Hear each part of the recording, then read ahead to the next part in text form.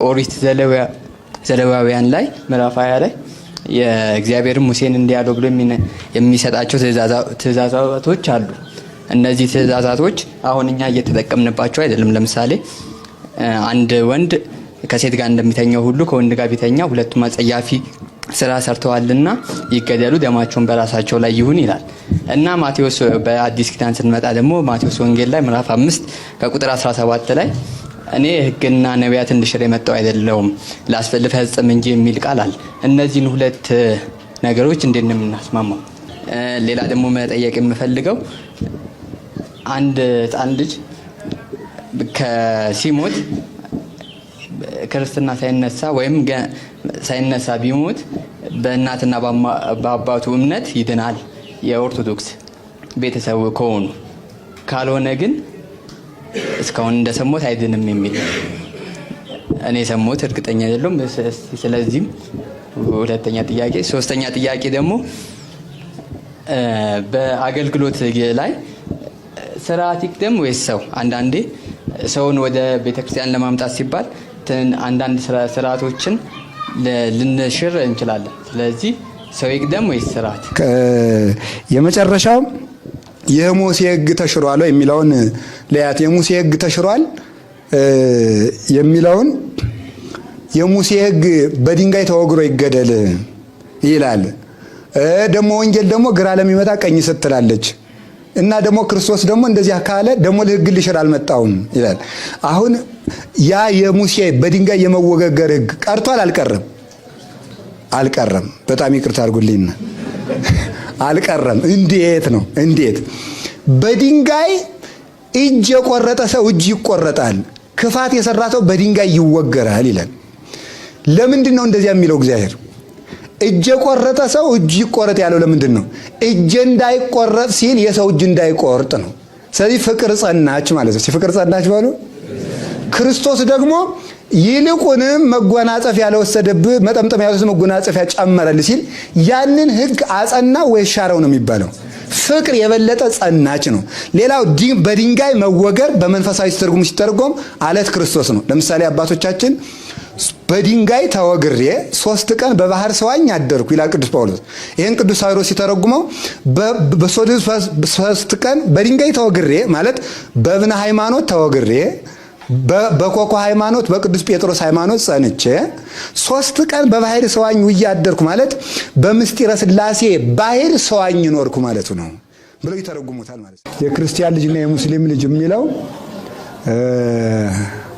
አንደኛ ጉዳዩ የማን ነው? ይሄ ሐሳቡ የእግዚአብሔር ነው።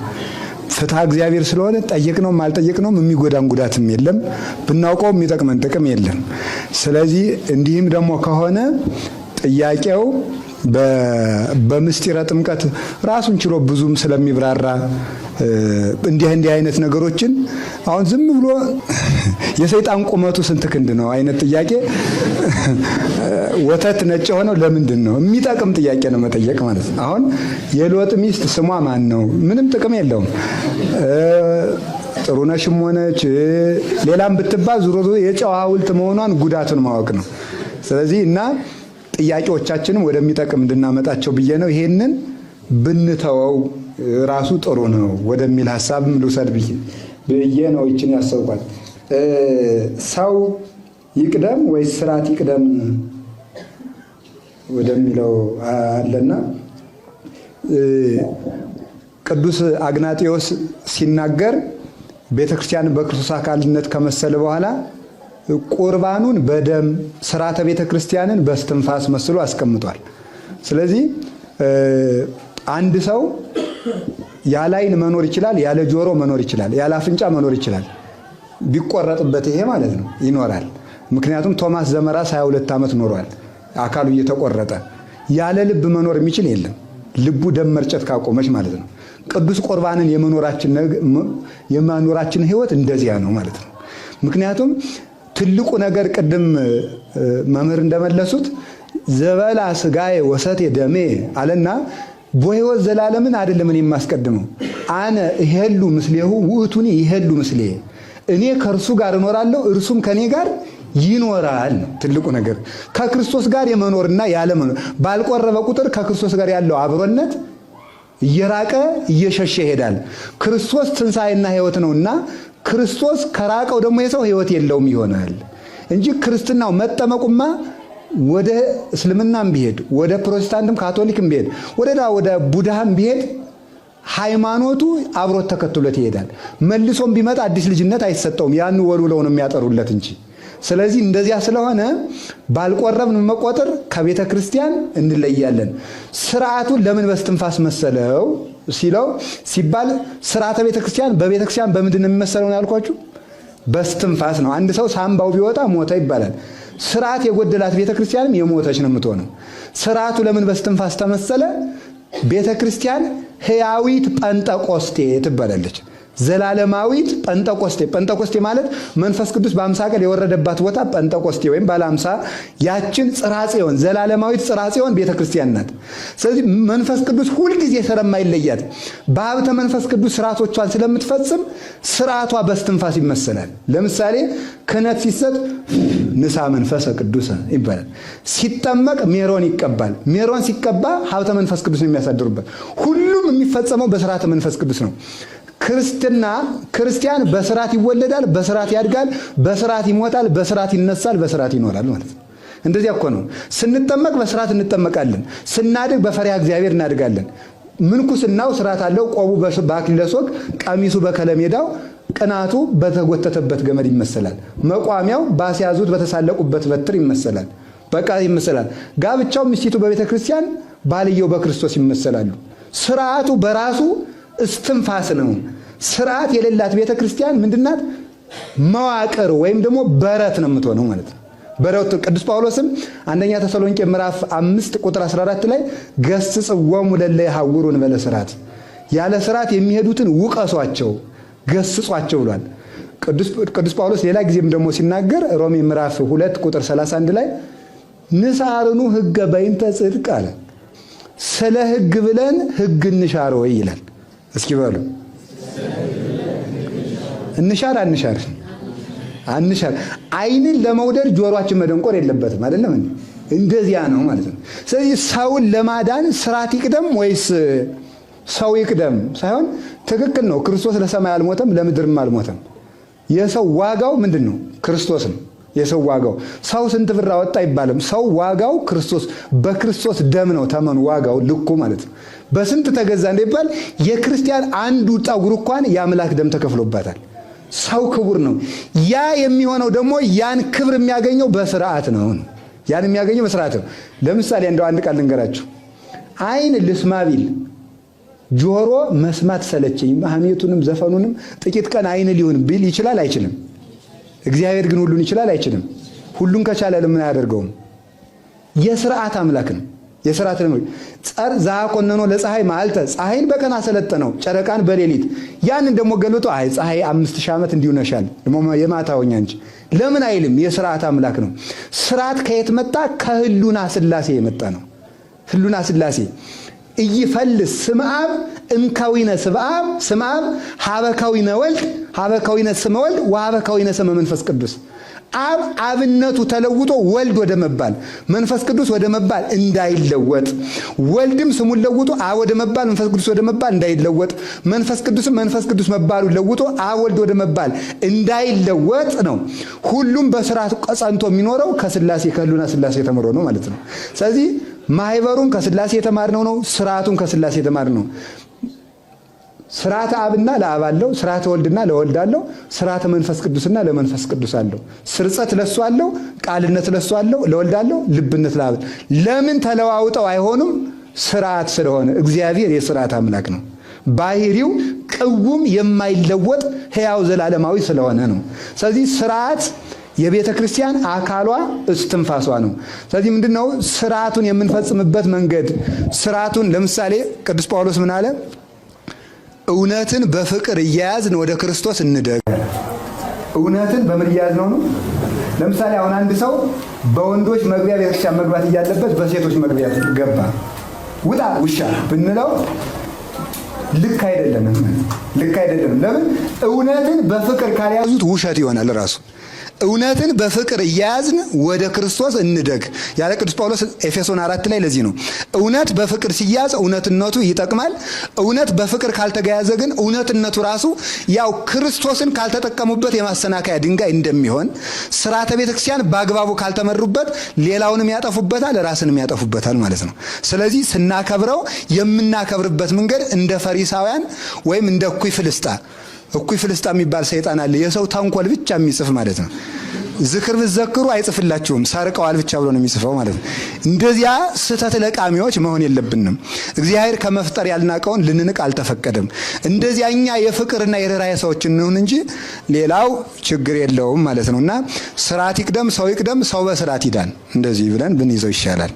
የአማኝ ልጅ ሳይጠመቅ ቢሞት ገነት አይወርስም የሚል አስተምሮ ነው የሰማሁትና ከእናንተ በፊት በእድሜ የነበሩ አባቶቻችን ባህለ ሃይማኖት ነገረ ጽድቅ በሚባል መጽሐፍ ላይ የክርስቲያን ልጅ መርሐ ጽድቅ ባህለ ሃይማኖት እዛ መጽሐፍ ላይ የክርስቲያን ልጅ ሳይጠመቅ ቢሞት በእናት በአባቱ ርስት ገነት መንግስተ ሰማያትን ይወርሳል ይላል። አንደኛ ይሄን መጽሐፍ ይዤ ለመጠየቅ ሞክራለሁ። ሁለተኛው ደግሞ ርቱዕ ሃይማኖት የተባለ በአሁን ሰዓት በአማርኛ የተተረጎመልን መጽሐፍ ላይ ያልተጠመቀ ክርስቲያን ሕፃን ሆኖ ለ40 ቀን ለ80 ቀን ሳይደርስ ቢሞት ለጊዜው ገነት ይገባል፣ ከውሃና ከመንፈስ ስላልተወለደ ግን መንግስተ ሰማያት ግን አይገባም ብሎ ርቱዕ ሃይማኖት ላይ አስቀምጠዋል። እነዚህ ኃይለ ቃላት እንዲብራሩልኝ ነው። አመሰግናለሁ። የኢአማኒው ጉዳይ ለፍትሐ እግዚአብሔር እንተው ያልኩበት ምክንያት ምንድን ነው? አሁን ልጆቹ ማለት ነው አሁን ያለ ሰው እንድድን ምን ላድርግ ይላል አይደል? ቆሞ ያለ ሰው ማለት ነው። ቆሞ ያለ ሰው የራሱ ድርሻ አለ፣ የቤተክርስቲያን ድርሻ አለ፣ የእግዚአብሔር ድርሻ አለ። ያንን አውቆ እንዲመላለስ ድርሻዬ ምንድን ነው እንዲል ነው የሚነገረው። ለዚህ ሕፃን የምንጠይቀው ለምኑ ነው? እስኪ ንገሩኛ። አሁን የሙስሊሙ ልጅ ሳይጠመቅ ሙቶ ስለሆነ ቆፍረን አውጥተን አናጠምቀውም። የክርስቲያኑ ልጅም እንደዚህ ነውና እንግዲያስ የክርስቲያን ልጅ ሆኖ በአባቱ እምነት የማይድን ከሆነ እናጥምቀው እንደገና ቆፍረንም አንልም። ስለዚህ እንደዚህ ማንል ከሆነ ድርሻው የማን ብቻ ነው? መሰረታዊ ነገር ግን የክርስቲያን ልጅም የሚያሰጋ በሽታ ከያዘው የሚያሰጋ በሽታ እንኳን ቢኖርበት ብለዋል ሰለስቱ ምዕት ፈጥነው ያጥምቁት 40 ቀን ሳይሞላ ሴቷም 80 ቀን ሳይሞላት ያጥምቁት ደዌ ከያዘው ብለው ይናገራሉ ማለት ነው። ሕፃኑ ጭንቅ ሲለው ስርዓት አለው የራሱን ችሎ ማለት ነው። ካህናት እንኳን እስከ መንገድ እንኳን እስኪሄዱ ድረስ ድንኳን ጠቅለው መንገድ ላይ እስኪያጠምቁት ድረስ ቤተክርስቲያን ለመድረስ እንኳን ጊዜ ባያገኝ እስከዚያ ድረስ ካህናት ሂደው እንኳን ሊያጠምቁት ይችላሉ ማለት ነው። መንገድ ላይ ድንኳን ተጥሎ ተባርኮ ድንኳኑ ማለት ነው። እስከዚህ ድረስ ይሂድ ተብሎ ተሰርቷል። ከዚህ የተረፈውን ነገር ደግሞ አባቶች የጻፉት ይሄን ነው። ይሄ ግን የርቱዕ ሃይማኖት መካነ ንስሐ የሚባለው ይሄ ካቶሊኮች አስተምህሮ ማለት ነው። እሱን የሚመስል ነው። ርቱዕ ሃይማኖት ተናግሮት ሳይሆን በመላሽ የሚባል አለ፣ ቃለ ጸሐፊ የሚባል አለ። ቃለ ጸሐፊ የሚባለው ርዕስ የሚሰጠው ነው፣ ሲጽፍ ርዕስ የሚሰጠው ነው። መላሽ የሚባለው ከሌላ ቋንቋ የሚመልሰው ነው። ስለዚህ ቃለ ጸሐፊ፣ መላሽ እነዚህ ተባብረው ነው እንደዚህ ሊያደርጉት የሚችሉት እንጂ መሰረታዊ ነገር ይዘከረ መጽሐፍ ክሌት ሰለስተ መካናተ አላ ክሌተ መካናተ መጽሐፍ 2 ቦታ እንጂ 3 ቦታ አልተናገረም። ስማት ዘሃይማኖት አበለ መመከት ትችላላችሁ። መጽሐፍ ስንት ቦታ ነው ያለው? ስንት ቦታ ነው ያለው? 1 ቦታ ነው ያለው እንጂ 2 ቦታ እንጂ 3 ቦታ አላስቀመጠም። እና የና አርጌንስ አስተምሮ ነው ማለት ነው ሰው። ስለዚህ አርጌንስ ደግሞ ይሄ የአርጌንስ ተገልብጦ ነው። አርጌንስ ሰው ክፉ ስራውን በሲኦል ጨርሶ ጌታ ሲመጣ ወጥቶ መንግስተ ሰማያት ይገባል ነው የሚለው ማለት ነው። ሁሉም ሰው ይድናል ወደሚለው ማካሄድ ሁሉ የሚጠጋ ነው። ስለዚህ የመላሽና የቃለ ጸሐፊ ነው እንጂ ይሄ ችግር አይደለም። ሊቀ መዘምራን ሞገስ ዕቁበ ጊዮርጊስም መርሐ ጽድቅ ባህለ ሃይማኖት ላይ ይሄንን ያሉት ከዚህ ተነስተው ነው። ሰው የክርስቲያን ሃይማኖት አሁን ለምሳሌ ሊያጠምቁት እንኳን እየሄዱ ግን ቢሞት ነው ሊያጠምቁት እንኳን እየሄዱ ቢሞት በፍጹም ልጁ ይድናል በእውነት ማለት ነው። ምክንያቱም ምንድነው አንድ የሚታየው ምንድነው የሰዎቹ ልከኛነት ይታያል። ሳያጠምቁት እንዳይቀሩ ለእናት አባቱም ትምህርት ለመስጠት ነው። አሁን ምንድነው አንድ ሰው ለምሳሌ ወጣ እንኳንስ ሕፃን ይቅርና ትልቅ ሰው ሃይማኖት የሌለው ሰው ወጣ በክርስቶስ ሊያምን እየሄደ መንገድ ላይ አውሬ በልቶት ቢሞት እንባውና ደሙ ጥምቀት ሆኖት ይድናል ማለት ነው። በዚህ ነው የሚወሰደው። ስለዚህ እነዚህን አስተምሮዎች ከዚህ አንፃር እንድናያቸው ነው የምፈልገው። አንድ ክርስቲያን አሁን ላይ ያለነው ክርስቲያኖች በተለይ ከተማ ላይ ያለነው ወንጌል አልተሰበከልንም ማለት አንችልም። በሚገባን መጠን ቤተክርስቲያን እናውቃለን ባንልም ግን እሱን እያወቅን አለማድረግ የሚፈጥረው ጭንቀት አለና ተስፋ መቁረጥ በራሱ በየዕለቱ መጸለይ እንዳለብን እያወቅን መጾም እያለብን መቁረብ እያለብን እንዳወቅን አናረጉምና እሱን በህይወት እንዴት እናድርገው? እሱ ነው የቸገረን ብዬ አስባለሁ። ያወቅነው ባለመኖራችን ተስፋ ቆርጠን የሚለው ያውኗን እህታችንም አንድ ነገር ልበልና ሶስቱም ላይ እሳቸው ያለብሳሉ። ሰይጣን ሰውን የሚዋጋው በሁለት መንገድ ነው። አንደኛ እግዚአብሔር ቸር ነው በማለት፣ ሁለተኛ እግዚአብሔር ጨካኝ ነው በማለት። በሁለቱም ነው የሚዋጋው። ለምሳሌ ኃጢአት እንዲጨምር እግዚአብሔር ቸር ነው ይለዋል። ይሰርቃል ተናዘዝ ሲሉት እግዚአብሔር ቸር ነው ይላል። ይመዘሙታል ታው ሲሉት እግዚአብሔር ቸር ነው ይላል። እንደዚህ የሚያደርገው ኃጢአት እንዲጨምር ነው። በደንብ ኃጢአት ውስጥ ጥልቅ ብሎ ሲገባ እቱ የስክ ኃጢአተ በዲበ ኃጢአት እንዘትብል መሐሪ ውእቱ እግዚአብሔር ሲራክ ምዕራፍ 5 ላይ እግዚአብሔር ቸር ነው እያልክ በኃጢአት ላይ ኃጢአትን አትጨምር። ቅዱስ ጳውሎስም ሮሜ 2 ላይ ተፈቅድኑ ታስተአብዶ ለእግዚአብሔር በብዝኃ ምሕረቱ ወበኦሆ ብሂሎቱ እግዚአብሔር ሰላም አሳድረኝ እሺ ሰላም አውለኝ እሺ ሲል ጊዜ እግዚአብሔርን ሞኝ ልታደርገው ትፈልጋለህ ወይ አንተ ሰው ብሎ ይነገራል። ለወጡ ስብሐት የእግዚአብሔር ምስሌ ነው ነህ አማካሪው ነህ በምን የማይፈረድብኝ እስከሆን ድረስ ጽድቅ ሰርቻለሁ እንኳን ብትል እግዚአብሔር በምን ሊፈርድ እንደሚችል የእግዚአብሔርን ባህሪ ጠንቅቀህ እስከማወቅ ደርሰህ ልዑል ነህ ይላል። ባላንጣው ምስሌ ነው ነህ አማካሪው ነህ በምን እንደሚፈረድብህ እንኳን ስለማታውቅ እንዳይፈረድብኝ ሁኛለሁ እንኳን የምትል አይደለምና እግዚአብሔር መሐሪ ነው እያልክ በኃጢአት ላይ ኃጢአትን አትጨምር ይላል። ይሄንን መጠንቀቅ ይገባል። ሁለተኛ ደግሞ ከወደቅን በኋላ ደግሞ እንዲሁ ነው ብትሄድ እግዚአብሔር ሊምርህ ነው ይላል። ደግሞ እንግዲህ ተነው እግዚአብሔር ጨካኝ ነው ደግሞ ይለዋል። ኃጢአት እንዲሰራ መሐሪ ነው እንዳይመለስ ጨካኝ ነው የሚል ያቃጭልበታል ማለት ነው። ስለዚህ ምንድነው አረጋዊ መንፈሳዊ ምን ይላል? ኦ ክርስቶስ ወልዶ እግዚአብሔር ሕያው አንተ ውእቱ ባሕረ መሰኒ የሕያው የእግዚአብሔር ልጅ ክርስቶስ አንተ የውበት ባህር ነህ ይላል። እዚችን የምታክል ባህር ብትኖር ሁላችንም እየገባን ብንጠመቅ ትደፈርሳለች። የኃጢአተኞች ኃጢአት የማያደፈርሰው ባህር ግን ክርስቶስ ነው። ቅዱስ ያሬድ ደግሞ መሐሪ ወትረ ይለዋል። አሁን አንድ ሰው ትናንት ቢሰርቅ ያልፈኛል፣ ዛሬ ቢሰርቅ ያልፈኛል፣ ነገ ቢጨምር ግን ሊደበድበኝ ይችላልና ምን ሆነ ነው ሲባል ትናንት አለፍኩት፣ ዛሬ አለፍኩት፣ አሁንም አበዛው ይላል። እግዚአብሔር ግን ትናንትም ይምራል፣ ዛሬም ይምራል፣ ነገም ይምራል። ስለዚህ መሐሪ ወትረ አለ ቅዱስ ያሬድ። ስለዚህ ምንድነው ለዚያ አምላኬ መሐሪ ነው። አዎ ይችን ተናግሬ ልፈጽማት። አዎ ወልዶ መንፈስ ቅዱስ ያነጽሁ፣ አዎ ወልዶ መንፈስ ቅዱስ ያጸርዩ፣ አዎ ወልዶ መንፈስ ቅዱስ ይቀድሱ፣ አዎ ወልዶ መንፈስ ቅዱስ ያነጻሉ፣ ያጠራሉ፣ ይቀድሳሉ። ያነጻሉ ልብስን ከሳሙና እንደማገናኘት፣ ያጠራሉ በውሃ እንደመለቅለቅ፣ ይቀድሳሉ ደርቆ እንደመለበስ ብለው ይተረጉማሉ አባቶቻችን። ከሳሙና እንደመገናኘት ከመምህረ ንስሐ ጋር መገናኘት፣ በውሃ እንደመለቅለቅ ቀኖናን መጨረስ። አሁን ቀኖና እንኳን 50 ስገድ ሲባል አንዳንድ ምዕመናን እንዲህ ይላሉ፣ አይ ስግደቱ አንሶኛል ኃጢአቴ ብዙ ነው ይጨምሩልኝ አባይል። ሲጀመር እልፍ ምልፊት ስግደት ብንሰግድ ለኃጢአቱ ካሳ ይሆናል? አይሆንም። የሚደመሰሰው ኃጢአቱ በካህኑ ስልጣን ነው በስግደቱ ነው? በካህኑ ስልጣን ነው። ስግደቱ ሕማማተ ክርስቶስን ለመሳተፍ ነው የሚሰጠው። ሕማማተ ክርስቶስን እንድንሳተፍ መበደላችን ትዝ እንዲለውና እንድንገሰጽ ክርስቶስ ስንናዘዝ ከኃጢአተኞች ጋር መቆጠሩን እንሳተፈዋለን። እሱ ኃጥ ተብሎ መዋሉን እንሳተፋለን። ስግደት ደግሞ ስንሰግድና ስንጸልይ ደግሞ ሲደበደብ መዋሉን እንሳተፋለን ማለት ነው። ለዚህ ሱታፌ ነው። እዚያ ደርቆ እንደመለበስ ስጋውን ደሙን መቀበል። የዛን ጊዜ ሰውየው ፍጹም ስርየትን ያገኛል። ኃጢአቱ ተለቅልቋል። ግን ኃጢአቱ መልቀቁ ብቻ ቅድም በጥናቱ እንደቀረበልን ኃጢአቱ መቅረቡ ብቻ መልቀቁ ብቻውን ማለት መስረቅን መተው ጽድቅ አይደለም፣ በሰረቁበት እጅ መመጾትም ጭምር እንጂ ማለት ነው። ስለዚህ ደግሞ ስጋውን ደግሞ ሲቀበል ሰው ዳነ፣ ፍጹም ሆነ ይባላል። ስለዚህ ክርስቶስ ያጠራኛል፣ የትኛውም ያህል ኃጢአት እንኳን ቢኖርብኝ እድናለሁ የሚል መልስ መስጠት ይገባል ማለት ነው እንጂ ጨርሶ በነገራችን ላይ እንደው አንድ ሰው የሆነ ዝሙትም ይስረቅም ነፍስም ይግደል ኃጢአቱን ሰርቶ በጨረሰበት ደቂቃ ወዲያው ለጸሎት መቆም አለበት። ይሄ ማለት ግን ለኃጢአት ጥብቅና እንቁም እያልኳችሁ ደግሞ አይደለም። ምን ማለት ነው? ምንድነው? ምን ጊዜ የሚሆን እግዚአብሔር የማይሰማው ጩኸት የለም ነው። ተመልሶ የማይሰማው ስለሌለ። በዚህ ልጨርስ፣ አበዛሁት። ፕሪዲስቲኔሽን ቅድመ ውሳኔ የተነሳ ሀሳብ አለ። የቤተ ክርስቲያናችን አስተምሮ አይደለም ተብሏል። እውነት ነው። ነገር ግን እኔ በልቦና የሚመላለስ አንድ ነገር አለ። ቅዳሴ አትናቴዎስ ላይ ሕፃንን ከአባቱ ወገብ ወደ እናቱ ማኅፀን የምትልከው ሆይ ይልና በ40 ቀን ትሾመዋለህ ለመጽደቅና ለመኮነን የሚል አለ። እሱን ለማመን ለማለት ፈልጎ ነው እንድተረጉምልኝ ነው።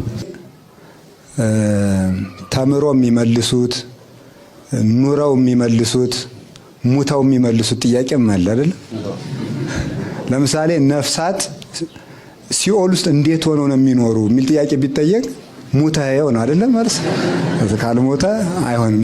ስለዚህ ዕውቀት የሚመልሰው ኑሮ የሚመልሰው ሞት የሚመልሰውና ብቃት የሚመልሰው ጥያቄ አለ ማለት ነው። ቅድስና የሚመልሰው ለምሳሌ አሁን ዛሬ ቅዱስ ፋሲለደስ ሰማዕቱ ፋሲለደስ እረፍቱ ነው። ከረፍቱ በፊት እሳት ሰማዕትነትን እንዳይፈራ እግዚአብሔር ገነትን አስጎብኝቶታል ይላል። በቅዱሳን መላእክት ሄዱ። እንዴት ነው የሄደው ቢባል በቅታየው ነው አይደል መልሱ። ስለዚህ እንደዚህ አይነት ጥያቄዎች ሁሉ ስለሚኖሩ መደብ እየሰጣችሁ መሄድ ነው። መልስ የሌለው ጥያቄ የለም፣ ግን ትምህርት፣ ኑሮ፣ ብቃት፣ ጊዜ፣ ሞት የሚመልሳቸው ጥያቄዎች አሉ ማለት ነው። በእነዚህ መደብ ውስጥ ማየት ይጠበቃል ማለት ነው። የቅዱስ አትናቴዎስ ላይ የ40 ቀን የእግዚአብሔርን አዋቂነት ብቻ የሚያመለክቱ ናቸው አባታችን የገለጡት ነው የምንይዘው። ግን የ40 ቀን የምትለው ጥያቄ ቃሏ ምን ማለት ናት የምትለዋን ብቻ ልናገር። 40 ቀን የምትለው ቃል በትክክል ቅዳሴ አትናቴዎስ ላይ ቃሉ ተቀምጧል። ወባ 40 ቀን ኦዘታውጾ ለሕፃን ማቆ የብሲ ወተፈነው ውስጥ ተከርሰብሲት ወተጠበልሎ በሰፋድል ረቂቅ ወተሰይሞ እመኒ ለነዲ ወመኒ ለብኢል ወመኒ ለጽድቅ ወመኒ ለኩነኔ እያለ ይሄዳል። ሕፃኑን ከእናቱ ወገብ የምታወጣው ከአባቱ ወገብ አውጥተ በእናቱ ማህፀን የምትልከው በረቂቅ ሰፋድል የምትጠቀልለው በ40 ቀኑ ለሀብትም ሆነ ለድህነት ለኩነኔም ሆነ ለጽድቅ ተሰይመዋለህ ይላል። እንግዲህ ምንድነው አባቶቻችን ይሄንን ሲተረጉሙ የቅዱስ አትናቴዎስን ሲተረጉሙ ሰው በ40 ቀኑ ሴቱም ወንዱም ማለት ነው ሴቱም ወንዱም ተስዕሎተ መልክ ይፈጸምለታል። ያ ከአባት የተከፈለውና ከእናት የተዋሃደው ውህደት አካላቱ በዚያ ያለ ተስዕሎተ መልክ ይፈጸምለታል ሙሉ አካላቱ።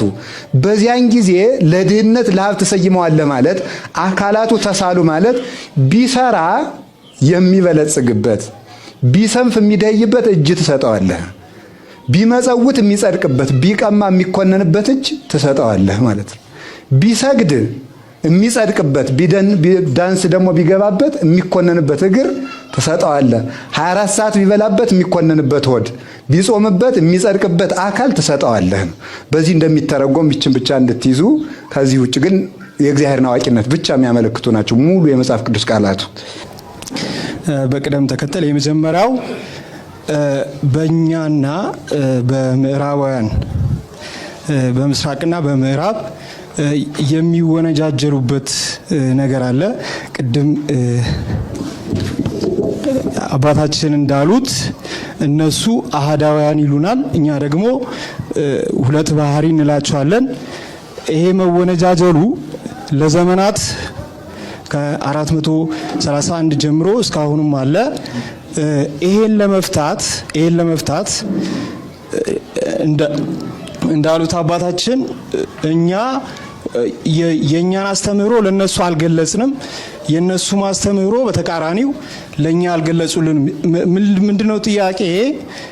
መድረኩ አልተመቻቸም። የኛን አስተምህሮ ለነሱ ምንገልጽበት የነሱን ማስተምህሮ እኛ የምንረዳበት መድረኩ አልተመቻቸም። ይህ ለምን አልሆነም? በእርሶ እሳቤ አንደኛው ጥያቄ ነው። የቤተክርስቲያን ልዩነት ምን እናድርግ የሚለው እንደው እዚች ላይ ህሊናችን ላይ እንዲስተካከል እንፈልገው ነገር ስላለ ነው። የቤተክርስቲያን ልዩነት የሚል ጥያቄ ራሱ የለም። ጥያቄው ራሱ ማለት ነው ይቅር በሉኝና፣ ምክንያቱም ቤተክርስቲያን የምንለው ክርስቶስ ራሷ እንደ ራስ ክርስቶስ፣ እንደ አንገት ሃይማኖት፣ እንደ እግር ደግሞ ነቢያት ሐዋርያት እንደዚህ የሆኑ ለምሳሌ ጆሮ የሊቀ ዲያቆን ምሳሌ ነው። ጆሮ የሊቀ ዲያቆን ምሳሌ ነው። በጆሮ የሰውን ብሶት እንደሚሰሙበት ሊቀ ጳጳሱ የምእመናንን ችግር በሊቀ ዲያቆኑ በኩል ይሰማሉ ማለት ነው። ጆሮም የዚህ ምሳሌ ነው። አፍንጫ ደግሞ ሳይማሩ የሚያስተምሩ ሰዎች ምሳሌ ነው። ምክንያቱም አፍንጫ የራሱ መዓዛ የለውም፣ የሌላውን ነው የሚያመጣው። እነዚህም ይኖራሉ ቤተክርስቲያን ውስጥ ማለት ነው።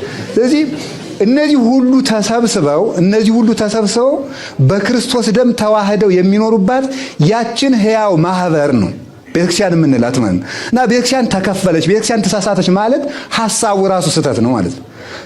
ሊቀ ጳጳስ ሊሳሳት ይችላል፣ መዋቅር ሊሳሳት ይችላል፣ ፓትርያርክም ሊሳሳት ይችላል፣ የሆነ ግለሰብም ሊሳሳት ይችላል።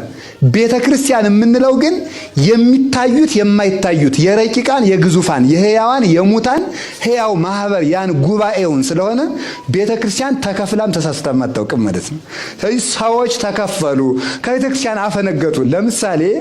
ለምሳሌ አንድ ጣት የተበላሽታ ስትቆረጥ ቅዱስ ቄርሎስ ምን አለ? አንድ ሕዋሳችን ቢበላሽ እያለቀስን ቆርጠን እንጥለዋለን አለ። እንዲቆረጥ አንፈልግም፣ ግን ሌላውን እንዳበላሽ ቆርጠን እንጥለዋለን። የአንድ ሕዋስ መበላሸት፣ የአንድ ሕዋስ መቆረጥ ሰውየውን ሞተ አያሰኘውም። ቤተ ክርስቲያን የክርስቶስ አካል ናት።